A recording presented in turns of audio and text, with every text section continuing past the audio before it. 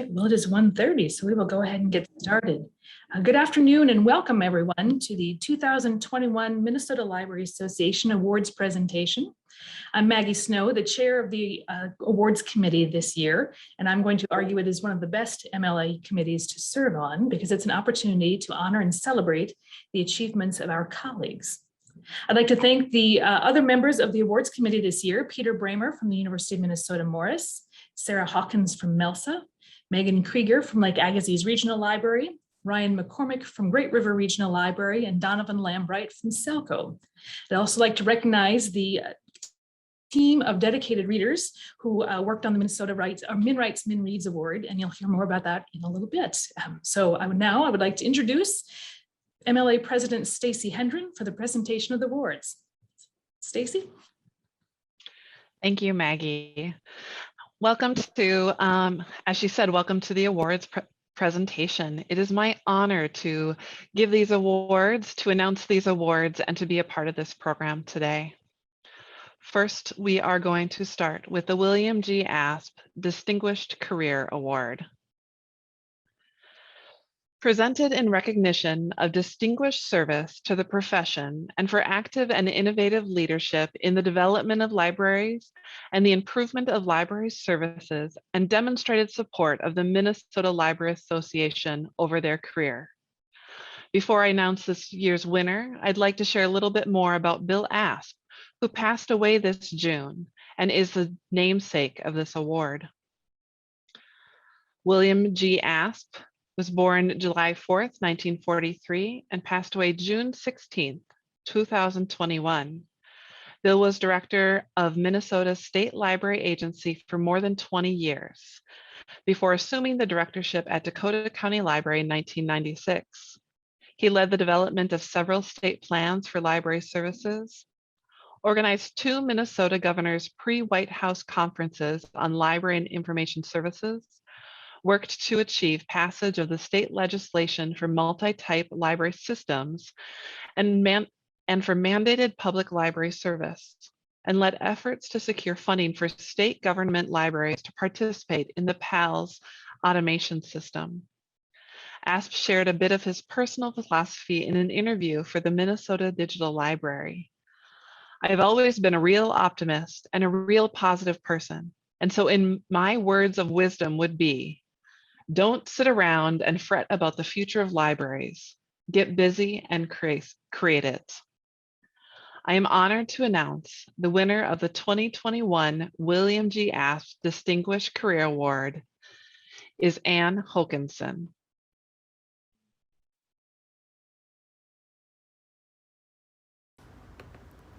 Hi, I'm Ann Hokanson.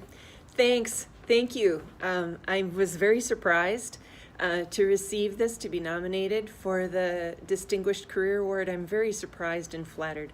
Maggie Snow, who's a prior recipient, she called me to tell me about it, and I was just floored. I was speechless, and then I was just so flattered and happy. My colleagues down the hall, they could hear me on the phone. They were expecting the call. They are the ones who nominated me, which was, again, just so flattering to be nominated by my colleagues. And then later to hear about all of the work that they did to put my name forward.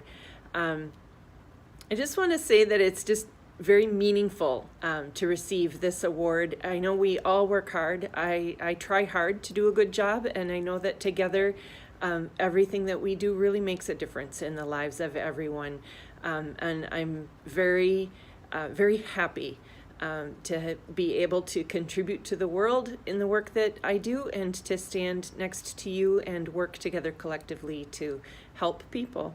That's what we do. Thank you.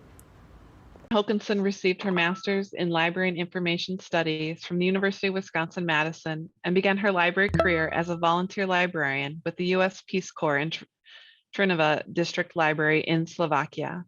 She went on to serve in a variety of roles in public libraries, including that of library director at Prescott Public Library in Wisconsin. During this time, she actively participated during the formative years of the IFLS Library System MORE Directors Council, and participated in work groups of the Wisconsin Division of the Libraries on cross-country cross-county borrowing issues, and statewide resource and grant making. As library director at Austin Public Library, Anne positioned the library as a central educational and cultural institution for the community. Despite the recession of 2008, she managed budgets, staff, and facilities to develop a responsive program of library technology and services for all ages and backgrounds. Since December 2016, Anne has been executive director of Traverse des Sioux Library System. During her nearly 5 years, she greatly reduced telecommunications costs through the selection of a new vendor. She also led the development of a catalog of programs for member libraries to select programming using the Arts and Cultural Heritage funding. In 2019, she served as MLA's legislative chair. Throughout her time at Traverse des Sioux, Anne has been an active participant in the Council of Regional Public Library Administrators and the Multi-Type Library System Directors. Throughout her career, Anne has shown herself to be a forward-thinking leader for libraries and their communities, and we congratulate her. Please join me in congratulating Anne in the chat in FeedLoop and sending her words of encouragement. Our next award is the MLA Above and Beyond Award. The Minnesota Library Association Above and Beyond Award is given in recognition of a recent group or individual contribution significant to the Minnesota library community. I am pleased to announce that this year's recipient is the Minitex IT team. The Minitex IT staff have gone above and beyond during the COVID pandemic. Technology is an exciting field. It's rewarding when a problem is tackled and resolved, when pieces of a project come together, and when smart development work leads to innovation. Over the 50-year history of Minitex, technology has been a part of our organizational fabric. From our innovative use of the teletype machine to Simply E, Project Reshare, digital resource sharing, research project calculator, and eLibrary Minnesota, to mobilizing our entire team to work remotely. Getting the mandate to work from home in the final stages of a full website redesign initially felt like yet another hurdle in a project that had already experienced several delays. Fortunately, using Zoom and Slack, my 8-member team and various stakeholders were able to forge ahead and launch the new site on time. And the fact that it happened under an extra challenging set of circumstances makes me feel even more proud of what was already a major accomplishment. We have accepted challenges with outside-the-box thinking, adaptation, and solutions. I helped to build the software and servers to power Minitex services. I find this work exciting and meaningful because I get to use open source software to build applications used by libraries and patrons every day. I am absolutely humbled that we've received the Above and Beyond Award this year.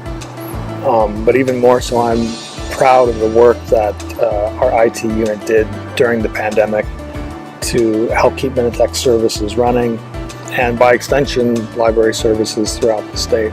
It's hard to imagine how even 5 years ago a transition to remote work could have been possible in some units.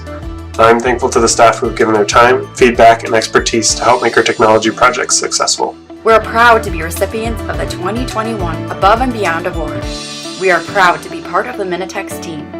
It's all of us working together who have made an award-worthy program.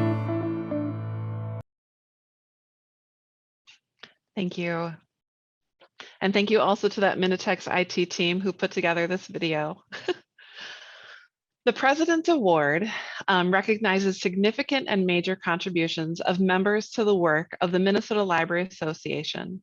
Recipients must be members of MLA as defined in MLA policies and have made the contribution within the current fiscal year of the previous year. It is my pleasure to select Dave Collins of Macalester College as the winner of the 2021 President's Award. I'm grateful to Dave for successfully leading 2 projects over the past 2 years, for saying yes, and then in his own quiet, humble way, making a huge impact. In 2020, Dave agreed to move forward one of the initiatives of the MLA Statement on Systemic Racism by ensuring discussion and training at the board level at every MLA board meeting. He has selected a variety of readings, videos, and resources that have spurred thought-provoking discussions for MLA leaders as we guide the organization. He is currently working on compiling those resources so that they can be shared with all members. In 2020, Dave also agreed to take on a second year as Intellectual Freedom Chair, and 2021 has been an excellent second year. Under Dave's leadership, the Stagnant Committee has revitalized with regular meetings, also including thought-provoking discussion, updated the website and reconnected with the Office of Intellectual Freedom, joined the State Intellectual Freedom Network, a national committee to ensure Minnesota libraries are sharing with and learning from our national peers. Dave has brought intellectual freedom topics to ARLD Day, to a PLD listening session, and IFC sponsored 2 sessions at this Minnesota Library Association conference. Dave brought forward discussions on current topics, the history of intellectual freedom in Minnesota, and he encouraged participation from members, and most importantly, he listened and made sure that the members who contacted him about IFC issues were heard. Congratulations, Dave, and thank you for all you've done for the Minnesota Library Association.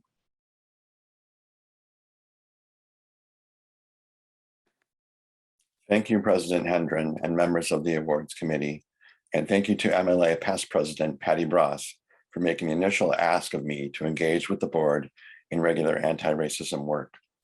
Making progress in this work requires time for reflection at the individual level and ongoing unlearning. I appreciate the willingness of the board members to start the process. Traditional library concerns around intellectual freedom center on book banning and other forms of censorship. Increasing challenges to and banning of anti-racist books and attempts to silence teaching of critical race theory undermine efforts to decenter whiteness and collectively form the intersection of intellectual freedom and anti-racism.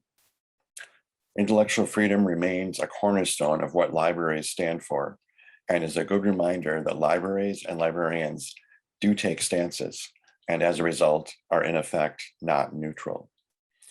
It is easy for those of us in the dominant culture to hunker down with neutrality as a means to fend off conflict and sometimes effectively thwart opportunities for positive change.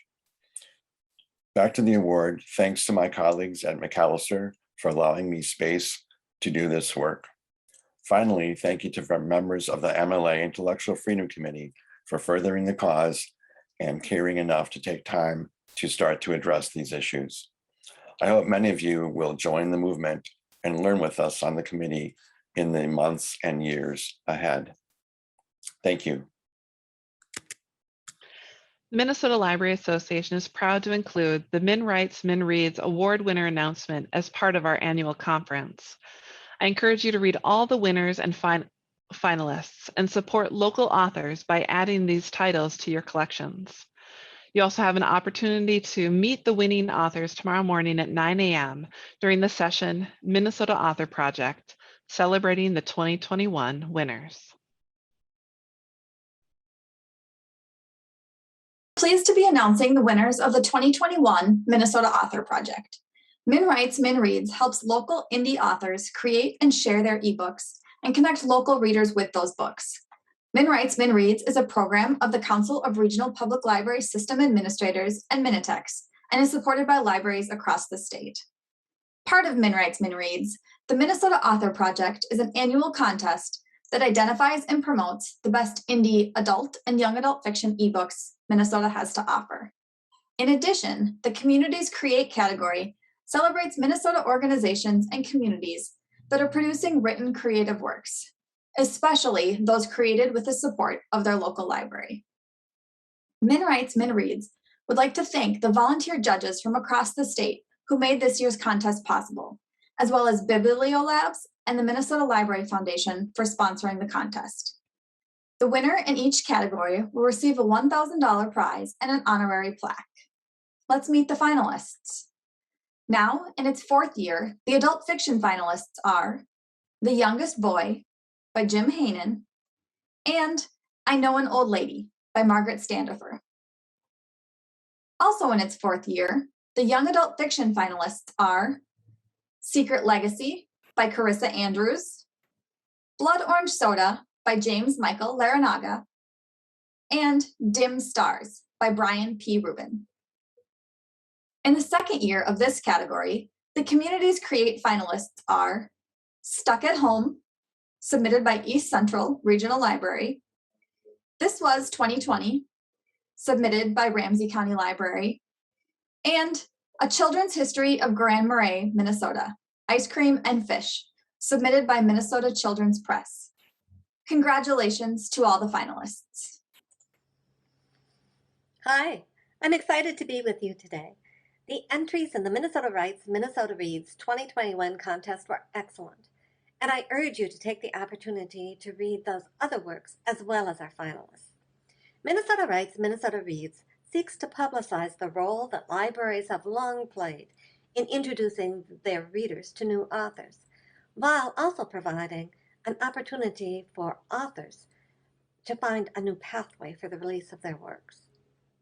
Many libraries took advantage of the Community Creates category this year to showcase the ongoing and excellent work they do in supporting their local literary communities. Congratulations, I loved reading those works. The Minnesota Library Foundation is pleased to join with the Council of Regional Public Library System Administrators, Minitex, and Bibliolab in support of the Minnesota Writes, Minnesota Reads, their local libraries, and the communities that they serve. While MLF is perhaps best known for its role in supporting MLA's Leadership Institute, MILE, they're continually seeking new ways to benefit our local libraries and the communities that they serve. Your contributions to MLF support those ongoing efforts, and I give you my sincere thanks for all that you do for MLF. Now I hope you enjoy reading these wonderful works. Thank you so much for that, Marlene, and thank you to the Minnesota Library Foundation for making these contests possible. And without any further ado, I'm so excited to introduce the winners of this year's Minnesota Author Project. Starting with the adult fiction category, this year's adult fiction winner, a book that judges called a wonderfully engaging coming-of-age story, is I Know an Old Lady by Margaret Standifer of Carver County Library. And here's Margaret to share a little bit more about her winning title. Hello, I'm Margaret Standifer, author of the novel I Know an Old Lady. I need to start with thank you. Thank you very much for this honor. Winning an award sponsored by the Library Foundation and libraries across Minnesota is especially meaningful to me because libraries have always held such a special place in my life. When I was a young girl, the first place my parents ever let me ride my bike alone was to the library. We lived in Coon Rapids at the time, and the library was actually kind of far from our house, but I think they got tired of trying to keep up with the rate at which I devoured Nancy Drew novels and finally just told me to get on my bike. When I was a teenager, we moved to New Hope, so I pointed my bike in the direction of the Crystal Library, and now I live in Chanhassen, where I've been for almost 30 years, so I've watched our library here go from just a small little one-room facility to the beautiful building that we have now, and in fact, my children have their handprints preserved on tiles in the wall in that library from the grand opening celebration. So the thought of my book being a part of the collection at these libraries that hold such a special place in my heart is really nothing short of thrilling. My book, I Know an Old Lady, is a coming-of-age novel set in the early 1970s. It tells the story of Billy Tupper, a teenager who finds himself in trouble one too many times and ends up spending his summer working for Mrs. Baxter, who is the old and sort of mysterious resident of the small town that he lives in. Over the course of that summer, Billy learns his share of life lessons from Mrs. Baxter, and by the end of the summer, his life changes in ways that he could never have imagined. It is a story that deals with topics from something as simple as teenage friendships to some family dysfunction to Alzheimer's disease. And I like to think that there are times that the story makes you cry and times that the story makes you laugh. I love the book, and the fact that others do too is really something pretty special to me. I self-published my first novel in 2015. I Know an Old Lady is my 6th novel to date. I have to credit my husband with getting me started on this path. Over the years, I couldn't count how many times he said, you should write a book, Margaret, you should write a book. And I said, I have a million things to do, and maybe you should write a book. But anyway, the day came when our youngest left for college, and I found myself with some time on my hands and need of a new challenge. So began the writing career. I fell in love with it, and I have never looked back. I am now currently working on another book series. It's a 3-book series. I have the first 2 written, and I'm about halfway done with the 3rd. And I have more ideas in my head than I probably will ever have time to put down on paper. So I am hoping that this journey continues for a long time. So again, thank you. I truly appreciate this honor, and I am very grateful. Thank you for that, Margaret, and congratulations on your big win. Next up, we have the Young Adult Fiction category. And this year's YA Fiction winner, a book that judges called a fast-paced read that keeps you wanting more, is Secret Legacy by Carissa Andrews. And here's Carissa to tell us a little bit more about her winning title and her journey as an award-winning indie author. Hey there, guys. My name is Carissa Andrews. I'm an international best-selling indie author from the great state of Minnesota. Shocking, right?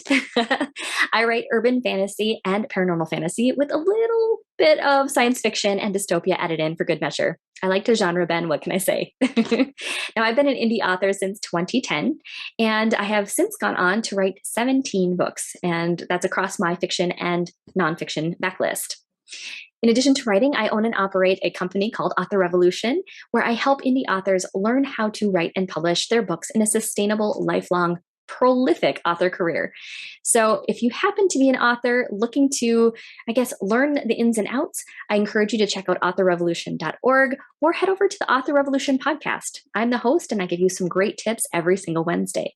Now, I submitted Secret Legacy to this contest, mostly because my PA and BFF Jenny really encouraged me to do so. She found out about the contest and thought that it was something that I had to submit to. So I trust her abilities, and I went ahead and did so.